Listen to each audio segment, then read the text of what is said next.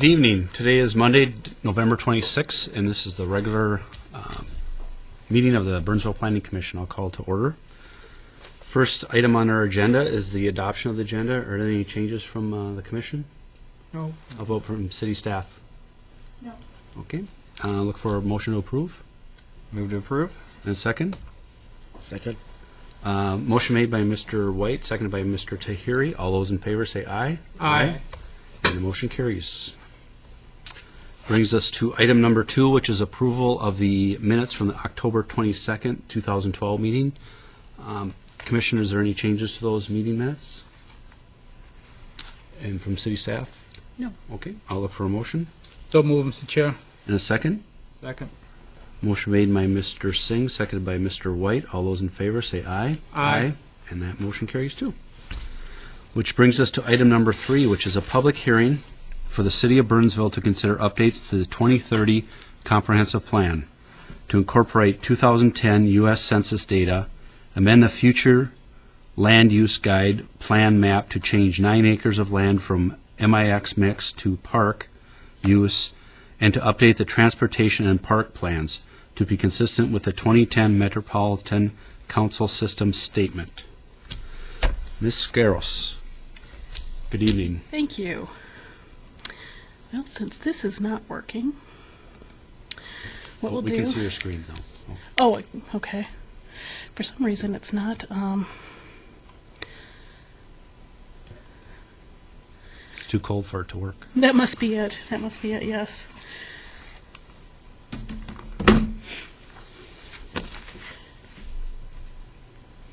of course, I stapled this. We're going to have to go old school tonight? I know, old school. Sorry. That's all right. It's fun. It's challenging.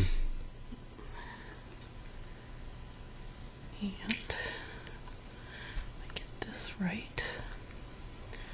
Zoom in. Okay. Looks great. Thank you.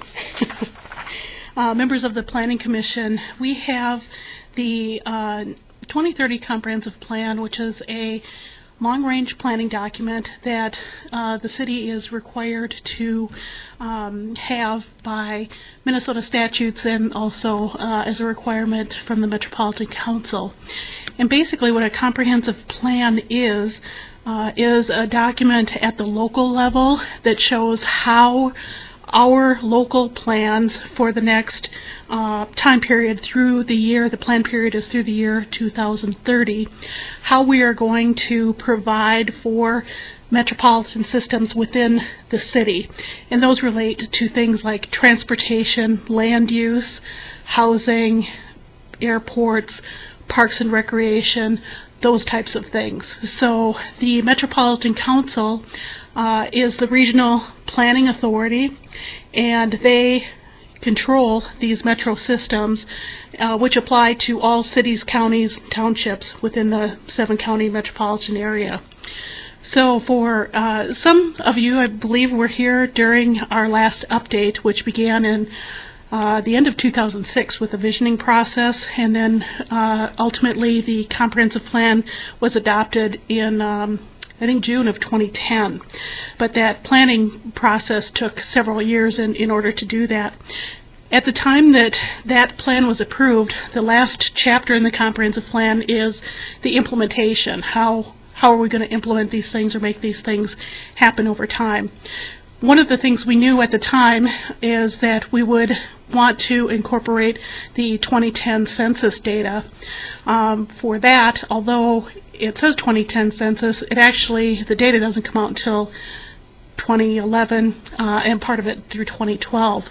So we knew that we would want to update the demographics and socioeconomic information, so that's primarily what this amendment accomplishes.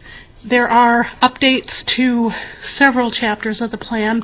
Anywhere where there are tables and information dealing with demographics and socioeconomic conditions, those have been updated. And I'll go through just a couple of those quickly. The second component of the amendment is we do have a change to the city's future land use guide plan map. And that's something that, again, identifies what we anticipate is going to happen for land use through the year 2030. One of the areas that we do need to change is a 9-acre site that's owned by the city. It was designated for high-density residential use. We later found that there are deed restrictions on how that property can be used when it was acquired, and we can't use it other than for park, right-of-way, and utility purposes. So it can't be developed for the residential. So we're looking to change that future guide land use from the mixed-use residential to park. The third item that we'll be discussing this evening is related to a Metropolitan Council system statement that was issued at the end of 2010. And what that relates to is after all of the cities, counties, and townships updated their comprehensive plans for the year 2030, the Met Council adopted updated regional transportation plans and regional park plans. And due to that, for any community that has a system that's mentioned by those regional plans, they send out a system statement, and that basically identifies for each community what changes need to be made in their local plans to bring it into conformance with the regional plan. And we did receive a system statement, so there were elements of our transportation and our parks plans that require update per the Metropolitan Council because of those new policy plans that were adopted.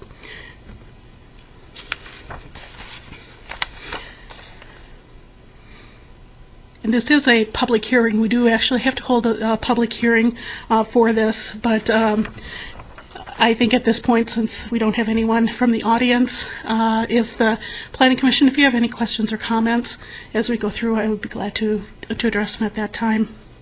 As far as the census figures, when they came out, no real surprises. We already had an indication of how a lot of things were happening, but just for the commission and people at home, for the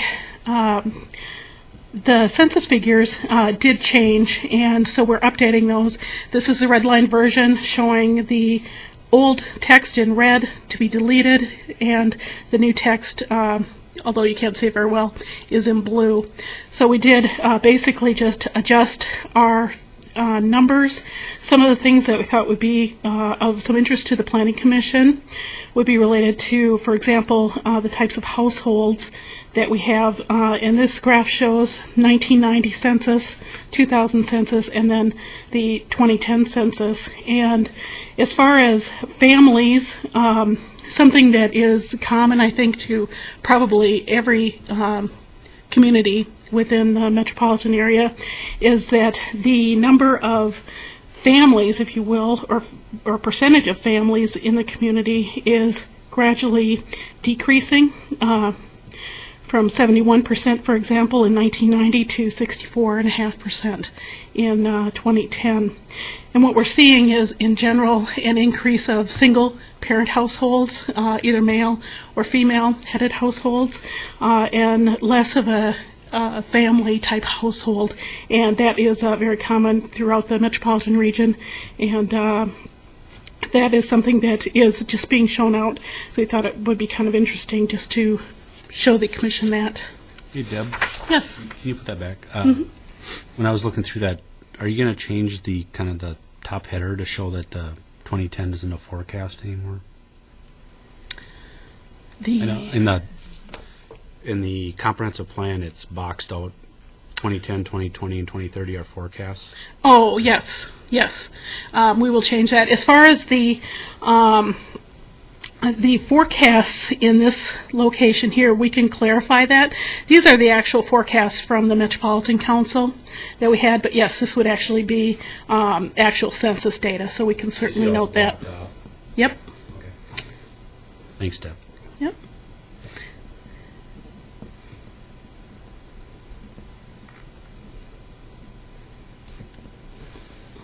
That's on, is it I-16 or 116? I'm not sure what that first letter Got is. that. That's We will take care of that. We'll take care of that throughout. Another kind of interesting bit of information for the city is that for the first time, really, in this last census and the one before in 2000, we're starting to see, instead of kind of a continual increase in these various categories, we're starting to see a decline, and it's a little bit difficult to see on the graph, but it does show out in the chart here. But we're starting to see a decline in our younger people in the community, and an increase in the amount of people that are older. Again, this is not that uncommon. Nationally, we're moving through the baby boom generation, and there'll be a lot of people retiring. So it's not that odd, but it is something that was noted in the comprehensive plan, and part of our objectives to try to identify ways here in the future to attract and retain younger folks to the community. So that's just something of interest. This next graph just basically is showing us the number of foreign-born in terms of population for the city. And this is something that the Commission is probably familiar with. We've seen this a lot in our school districts with basically the ethnicity of the community is changing from predominantly white, which it was back in the early 1960s when the city was first became a city, to now a much more diverse community. And we are similar.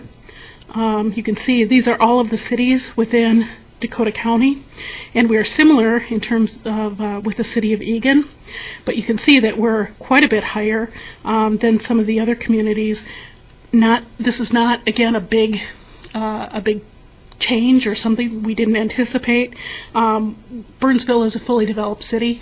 Eagan is pretty much fully developed, so it makes sense that those areas have a higher proportion than some of the newly developing areas. But just something of interest, and that is something definitely that the city and the school district are trying to deal with and be able to manage in terms of how we communicate to diverse populations, how we get information out back and forth, and just basically do the work of the city, considering those changes. And a lot of that is really more due to language barriers or changes than anything else. In terms of the housing units, what this shows is generally, again, the change that we're seeing, and with the city being a fully developed community, this makes some sense too, where we used to, in the early 60s and 64, when Burnsville was first incorporated, single-family detached homes were by far the majority of residential dwelling units in the city. So you can see that that basically has changed and gone down every year and continues to as we increase in our multiple family type dwellings. And again, when you have a fully developed city, you're not going to be platting a lot of new single-family homes, so we are seeing a lot more in terms of the townhome, apartment, and condominium type development, except, of course, for the last couple of years where the condominiums have really fallen off in terms of our development and where we're at. So can I ask that question? Now, we have single-family homes. Mm-hmm. If it's a duplex, that goes into multi? Duplex and townhome, yep, those are counted differently, yes. Okay. Oh, that's a different category. Yes. Okay. Thank you. Yep. And we've really only issued a handful of single-family permits, probably for the last 4 or 5 years. So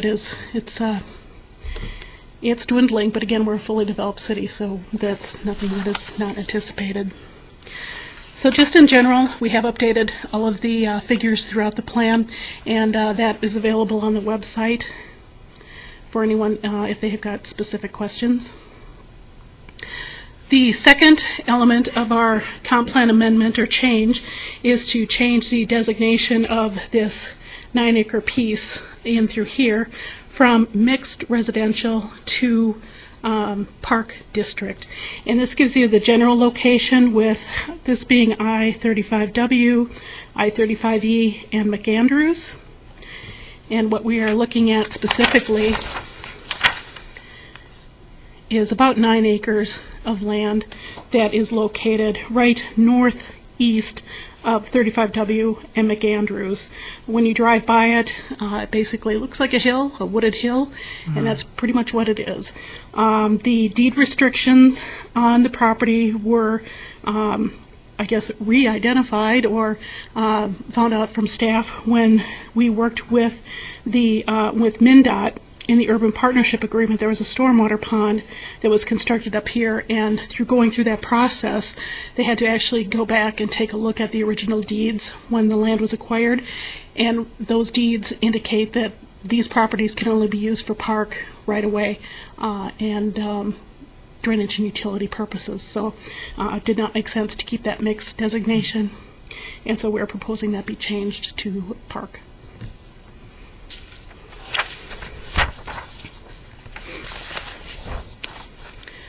The other change to the land use plan is something that relates to the Minnesota Pollution Control Agency.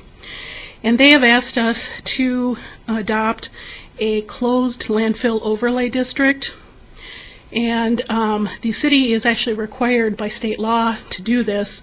And what this ultimately will mean is we'll have to take a look at our ordinances and other plans and identify where this closed landfill overlay district should be located. We are proposing that it be indicated in the comp plan and most likely in the zoning as an environmental overlay district, very similar to our woodlands district, soils, shoreland, floodplain, that type of thing. What this closed landfill overlay district will do is, once we're notified by MPCA that there is a landfill that meets the statutory criteria for this, they will identify the city, and then we will need to put the closed landfill overlay on that property. And basically what that will do is allow the public to know that that is indeed a closed landfill. It's been closed, and MPCA is aware of it. And any development that will occur in that area or redevelopment will need to be reviewed by the MPCA as well as the city. And they're really looking in terms of just impacts from the closed landfill that may relate to methane gas, which is typical, and water management and water quality. So those are the types of things that they're looking at. This is not a, oh, go ahead, yes. So if we identify some of these, are there restrictions on what they can put on top of them? Basically, yeah, but there are anyway, because you really can't build on a landfill just because it's continually changing as things. We've had some plans for the open landfill. Yes. When that gets closed. Yes. And this won't change the future. This should not have an impact on that at all, because that's a golf course type of use, and PCA is already involved in that landfill in the reviews for those. But yes, it is reviewed by PCA, and they already have reviewed that PUD for the waste management landfill. Okay. So it won't affect anything, current plans that we have. Right. And the landfills that we have in the city are predominantly located in the Minnesota River Quadrant. There's also an additional one, which is the golf driving range on the east side of 35W as you head towards the Minnesota River. So, That's the landfill. Yep. Those are the ones we know of. And that's what they did years ago. With that, we'll move on to the transportation plan update. And there are just a couple of elements that we think should be called out for Planning Commission and Council. Some of the changes that the Metropolitan Transportation Policy Plan include are overall, they are changing the way that they anticipate future improvements to the overall transportation system.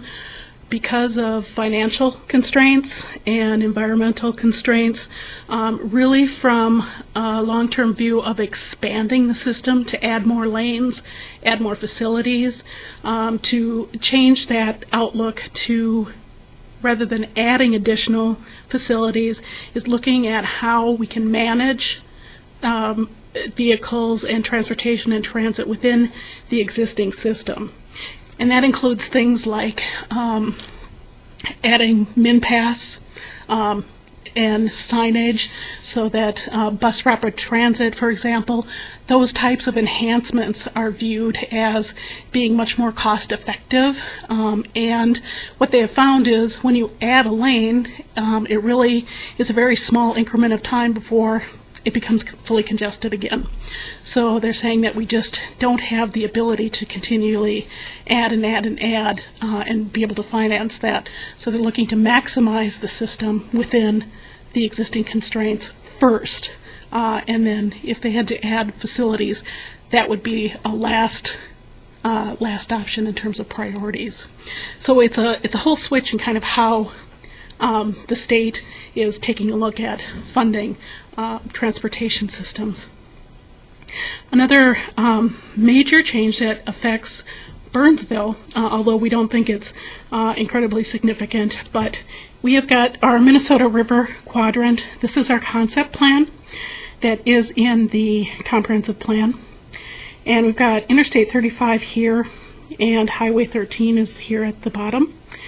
What the concept plan calls for is someday, probably not before 2030, it's probably going to be well beyond that, but at some point in time to close the existing interchange of Cliff Road at this location where it currently exists, and also Black Dog Road, and to create a new interchange about midway between. This is something that's been reviewed by MnDOT, by Dakota County, by the city, and everyone is in agreement that that would be a positive approach. What it does is it gives you about, it meets the spacing guidelines, if you will, from the major interchange at 13 and I-35 for another interchange, and hopefully will improve the transportation system. And then as part of that, of course, comes along frontage roads and those types of things. What this Metro Transportation Policy Plan calls for, though, is the way that they will review and analyze interchange proposals in the future is going to change from what was traditionally done, is looking at the level of service as one of the major items that determines when or if an interchange project will be approved. They're kind of changing the way that they look at that from that level of service to person throughput capacity. And what that means is, rather than looking at the number of vehicles, they are trying to increase the amount of people that are moving through these facilities, which on the front doesn't sound like much. However, there are no real guidelines as to how person throughput will be determined. And because we've got this interchange in our long-range plan, we wanted to make sure that we addressed that. So our consultant was able to actually pull numbers that come from the recent UPA project, which included the MinPass lane and some other improvements along I-35, and they were able to provide calculations for this person throughput so that it still is supportive of this interchange. So we have a proposal in there. We've identified how we've done it. It's been documented very well within the plan, and we are hoping that that addresses this policy change in the future.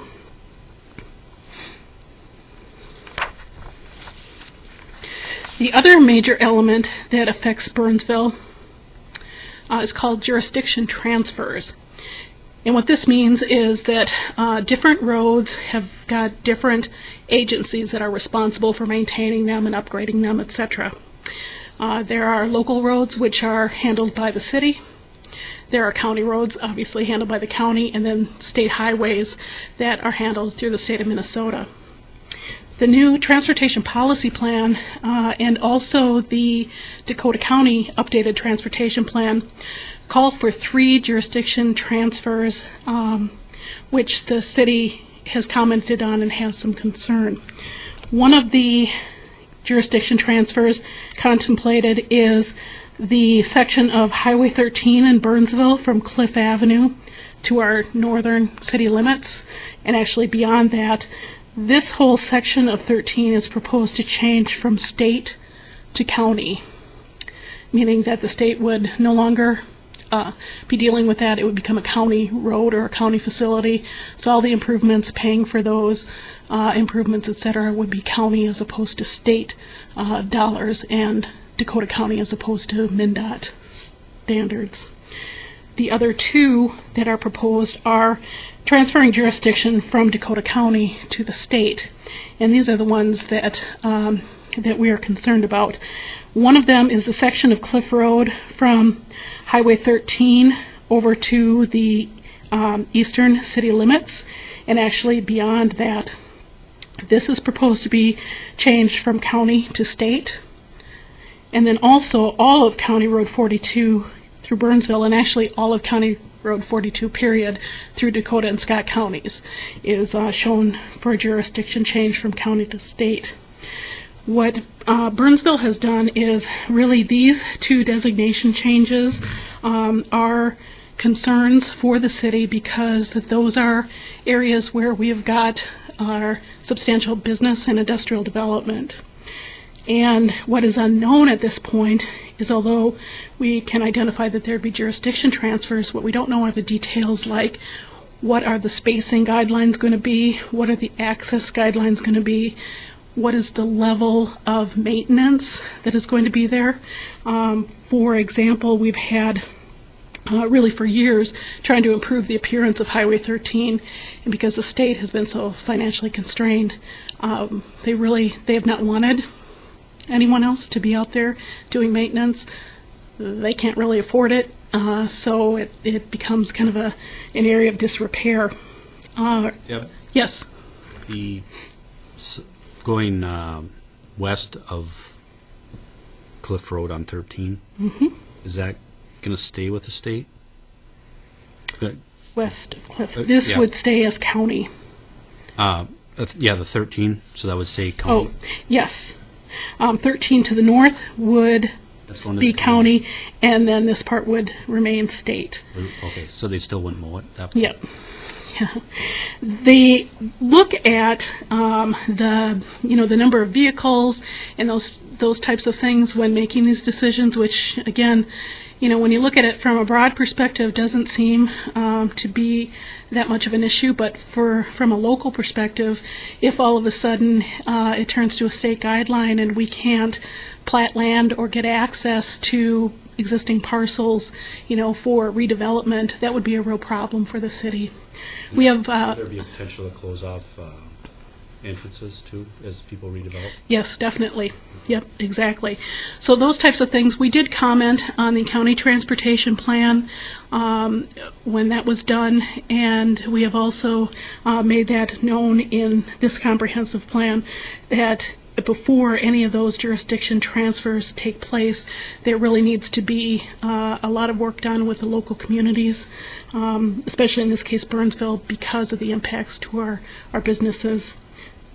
The other item that we also commented on is the overall map, which I didn't include here, but the overall map really has got more roads coming from the state to the county than the county to the state, which means two implications for the tax base of everybody in Dakota County, really needing to take over more maintenance and improvements than we had. So both of those things we have commented on and incorporated also into the text of this plan. But those, between this and the interchanges, those are probably the biggest changes to the comprehensive plan.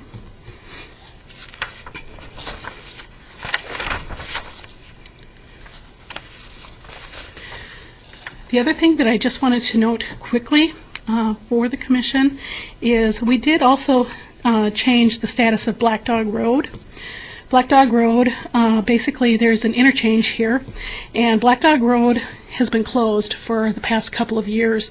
And it's just reopened, but there's a big caution, be careful. I don't think you really want to drive on it, but if you do, you really want to have a lot of space in between your tires and your vehicle because it's rough.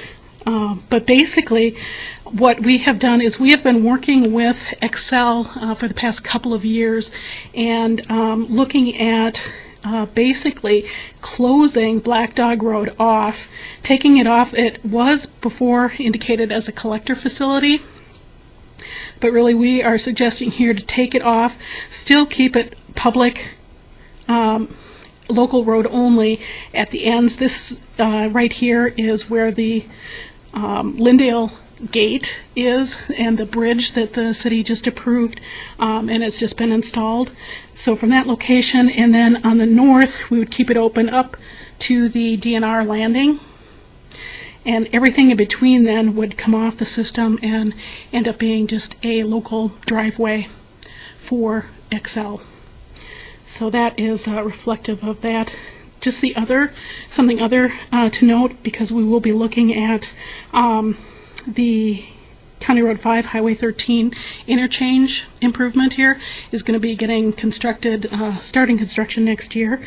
There has been a jurisdiction change. Everything north of Highway 13 that used to be County Road 5 has been transferred back to the city.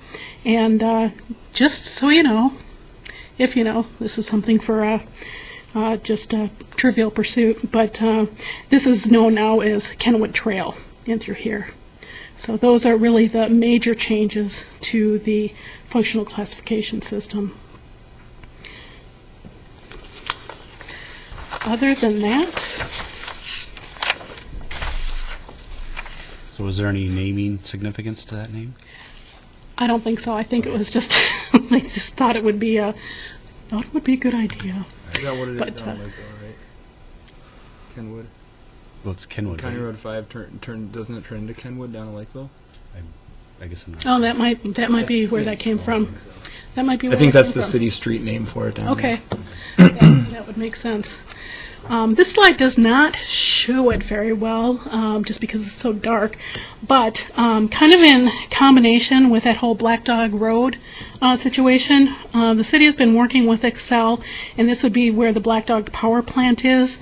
This here, this large area here is Black Dog Lake. We're actually looking at a reroute of this access road. Currently, to get to the plant from the southern access, which is their kind of emergency access, you need to go through residential neighborhoods, single-family residential neighborhoods, through Black Dog Park, and then the crossing is there. There's a gate, actually, at Black Dog Park for security reasons. What we would like to accomplish, and what we have discussed with the applicant, is extending 12th Avenue, which is this Cliff Road here. Right now, 12th Avenue ends at about where the Pepsi plant is, a little bit north of that. So we're looking at building a new 12th Avenue extension, basically along here, and a new crossing, and this comes through on the north side of the tracks as opposed to the south side of tracks, and then this access would be closed. And the rationale for this is all industrial property. XL is most likely going to be doing some major upgrades to their facility in the next 5 to 10 years. And there's a lot of trucking that will be associated with that for soils to build up the site. So this is really kind of what we're looking at. So we've incorporated this into the plan as well. And as far as the remainder that we have to discuss is just really as far as the regional parks policy plan, they adopted a lot of things that affect other communities. In Burnsville, we really don't have that much impact. This is the overall metropolitan area. What we did, or what was successful, is that they did look at changing the route. Let's see if I can increase the size of this.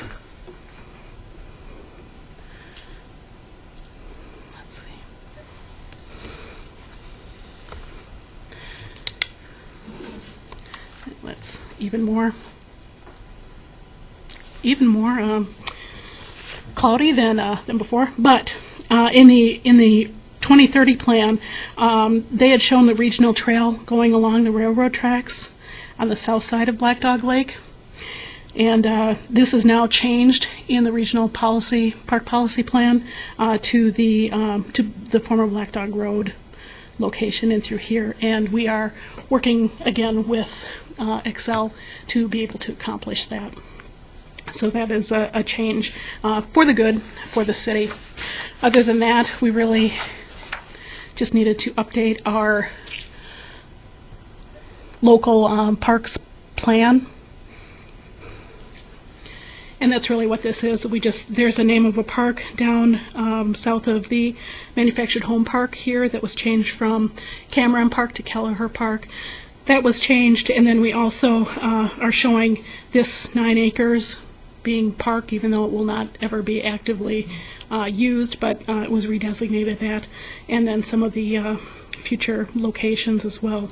So really not much in terms of park policy plan, which is good. So does the new park not have to be named, that plot of land? Because I've noticed there's a park over by me called Brookview, I think it's called, which isn't a park. It sounds similar, where I was walking by there. I saw it on the map and said, well, I'm going to go check that out because I've never seen a park there. And sure enough, there's just woods. Yeah. I think in terms of the Parks Department, they really look at making sure that where there are any active facilities for people to use, like a trail, a picnic bench, any of those types of things, that they name those. Some of the other areas have been acquired over the years. Either they've been just given to the city, and although they're city park, there's not going to be any active improvements made within those. So I think some of those they don't actually name, even though they are park land, if you will.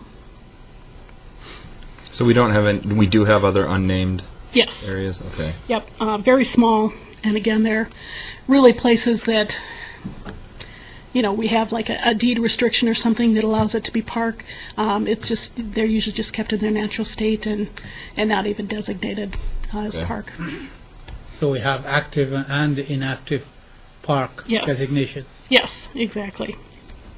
I couldn't find any on their website, so that's why I was curious. They must not mark them on as Yeah. park territory. Yeah, anyway. as far as the park map itself, Right. they are not designated for the most part. We just put this here because we were specifically talking about Okay. that land use change as part of this Sure. amendment. See with that, Yes, Mr. As far as Geary. the economic aspect of it, a difference between active and inactive park is as far as the tax or increments or city support. What difference? I think in terms of, we've got the parks, there is a Park and Natural Resource Commission, and they really designate, there's a park master plan, and they make the designations as to, what those parks will be used for through that park master plan. That's something that probably is going to be updated here in the next 5 years or so. With that would be an amendment to our comprehensive plan, so the Planning Commission would be involved in that also. But I believe really it's just how they've been used over time and where proposed improvements are proposed as far as our capital improvements program is for parks, and I think that's really what's been used. This map, for example, on the back of it, this is a map that's available through our Parks Department and through the city receptionist area. But on the back of it, it lists the name of each of the parks. They're also number identified on the map, and then what all facilities are associated with each of those parks. So it probably makes would make more sense in taking a look at that. We've just included this for the purpose of just showing where these city parklands are in terms of we need to calculate their acreages for the land use component of the plan. Also coincides with the trail and sidewalk system as well. So it sounds to me like there's small parcels that are undevelopable, either by deed or by just the nature of Yes. And we set them aside as park because we don't really have a There, green yeah, there space. really isn't. What else do you call it? Exactly. Some of those, somebody might probably donate a plot of land, and there's a deed that has restrictions of what you can do and what you cannot do. So Exactly. Yep. Well, beside that, what I've encountered with some developments, they have restrictions of proximity to parks, and I'm not sure when it comes to active or inactive park how it plays as a big picture. May or may not. It just Yeah, I think that makes sense. I know in some cases there are some standards, separation distances, for instance, for certain type of land uses from either schools or public parks. Kind of depends on how the restriction or how that condition is worded as to what happens. But that is true. I have seen those types of restrictions as well. With that, that's just a very general overview of everything. As the Commission noted, there are 400 and some pages. We believe, though, that the changes that are proposed are similar to housekeeping changes that we've made to the zoning ordinance.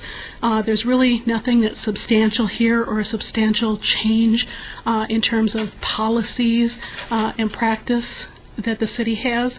We just wanted to call some of these things out just for the attention of the Planning Commission and Council because they are different.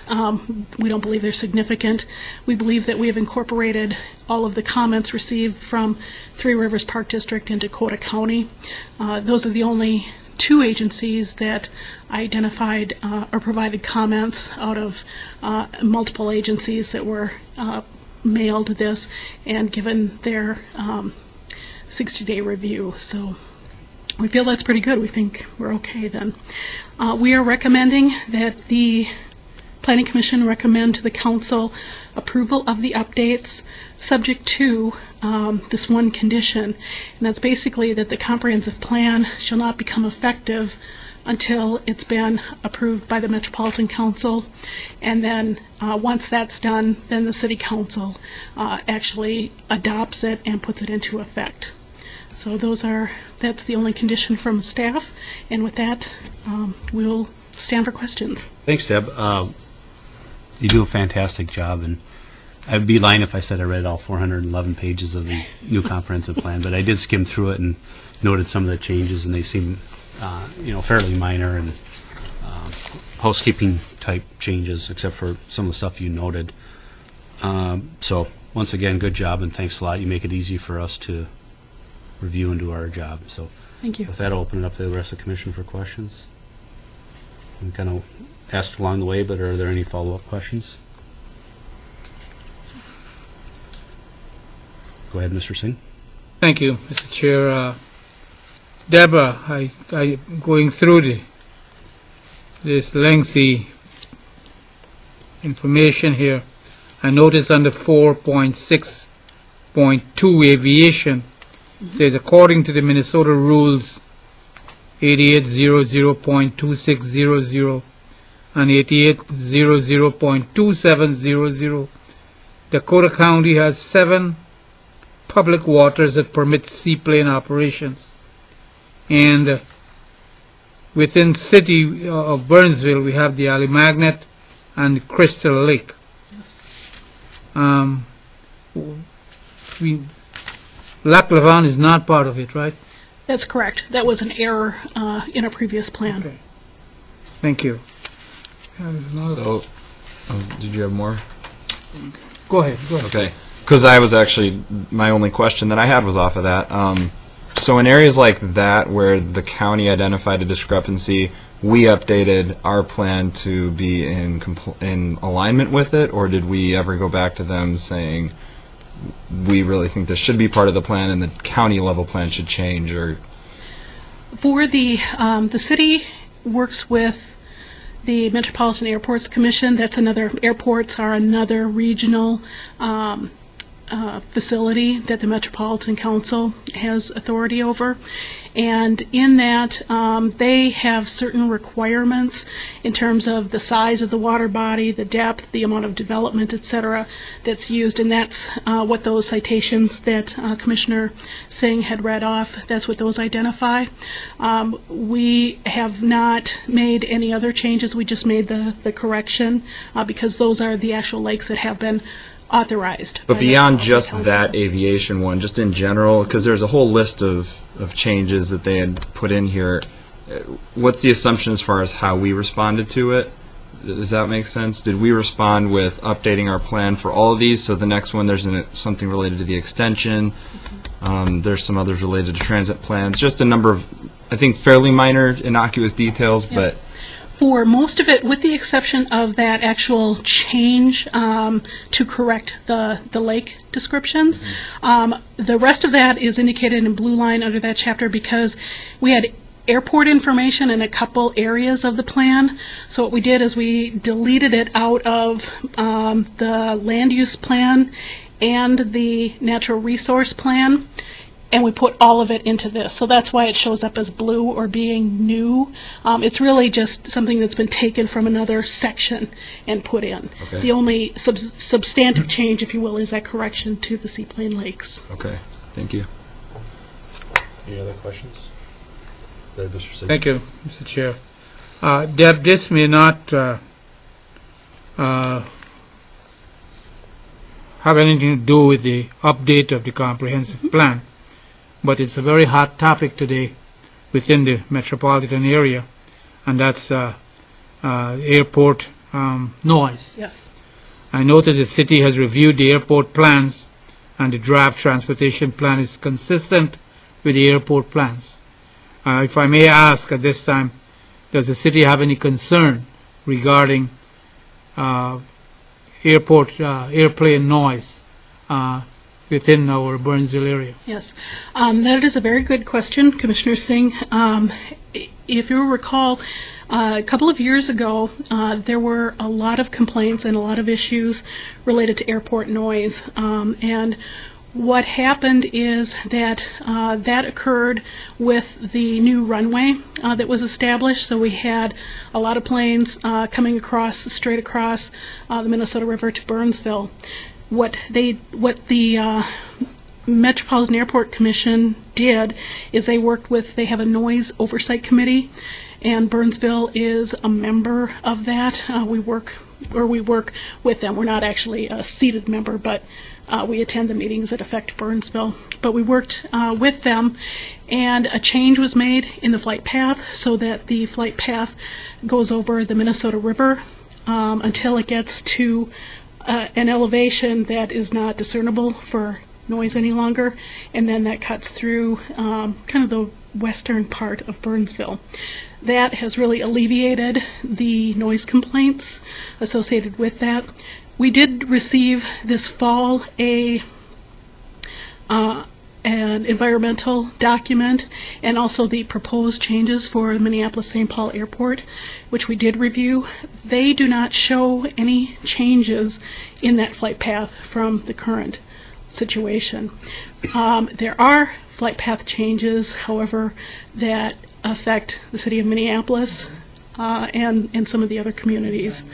So yeah, but for Burnsville, the plan really shows it along the same flight path, and really, in summary, what the changes are that are proposed is that and forgive me, I don't know Airport 1 and 2. I know Lindale and Humphrey terminals, but basically the Lindale terminal has got a lot of capacity, and they've got a lot of different planes and sizes of planes that can be associated with that. The Humphrey Airport, the smaller terminal, what they're looking at in the future, and again this plan goes to 2030, what they're looking at is right now they are overcrowded seasonally, usually with the Minnesotans trying to escape our winter to head south. So what they're looking at is basically transferring some of those charter flights, if you will, from Humphrey over to the Lindale terminal. And then taking some of the smaller flights from the Lindale terminal, like with, or excuse me, Lindbergh, thank you. But taking some of the smaller flights that are related to, some of the packaging industry and those types of things, and moving those over to the Humphrey.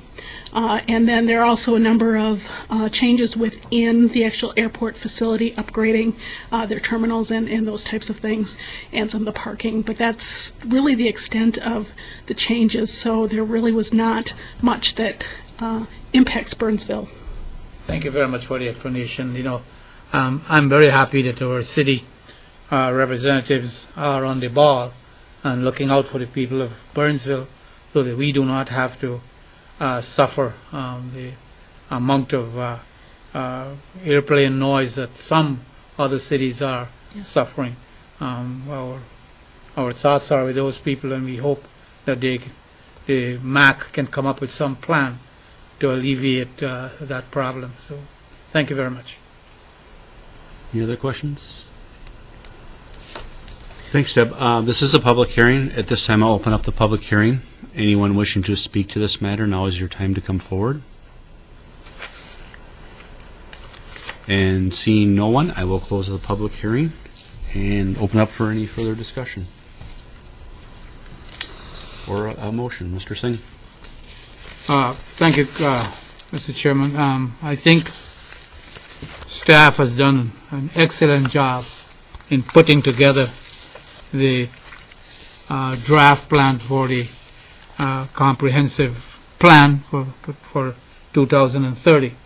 It takes a lot of work researching and working with all the various entities to get information so that we can all work together to put this plan. As I think Deb has said, this will go to the Metropolitan Council, and if they make any changes or whatever they do, it will come back to our city for final approval. And so I commend the staff for doing a great job. Thank you. And I will definitely support it. Thank you, Mr. Chair. Any other comments?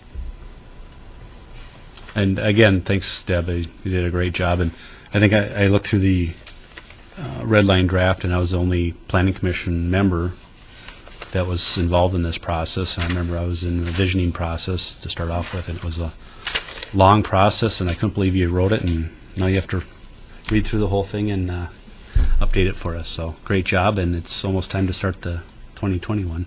That's what's scary. It really is. The Metropolitan Council is already having meetings on that.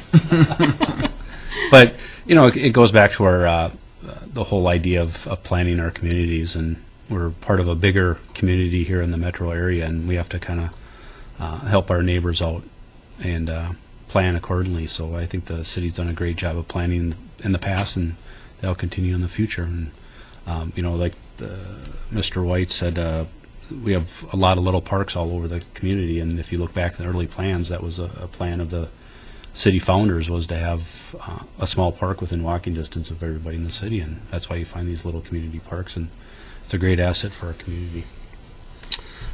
With that, I'll look for a motion. Mr. Singh. Thank you, Mr. Chair.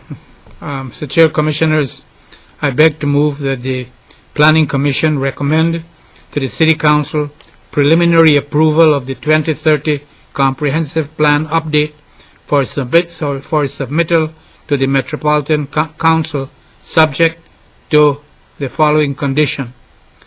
Condition: the plan will not be in effect until the Metropolitan Council approves the plan, and subsequent final adoption by the City Council to effectuate the plan occurs. A motion made by Mr. Singh. Do I hear a second? Second. Seconded by Mr. White. All those in favor say aye. Aye. All those opposed? And the motion carries, and this will go to the City Council next Tuesday, December 4th. Yes. Thank you. You're welcome. Which brings us to item number 4, which is updates. This is a area where the Planning Commission can ask city staff kind of updates on the city. I also note that we received our draft agenda for our next meeting, which is Monday, December 10th. Let the city know if you are unable to attend that meeting. Any other updates or questions at this time? Not an update, Mr. Chair, but I'd just like to make a comment. Thank you, Mr. Singh. I would like, if you would like me to do so on behalf of the Planning Commission, to congratulate Mayor Couts on being re-elected mayor of this great city of Burnsville. Also to congratulate Councilmember Sherry for being re-elected, and congratulations to our new member, newly elected member, Miss Wynn. Hope I have that name right. So I think they all had warrant our congratulations, and as the Planning Commission will be working with all the elected people and the ones who have not had to go for election, but to continue our full support for them. Thank you, Mr. Singh. Well said. Any other comments or updates? Seeing none, I will go to item number 5, which is adjournment, and look for a motion. Motion to adjourn. Move to adjourn. In a second. Second. Motion made by Mr. Tahiri, or excuse me, Mr. White, seconded by Mr. Tahiri to adjourn. All those in favor say aye. Aye. We are adjourned. Thank you and have a great night.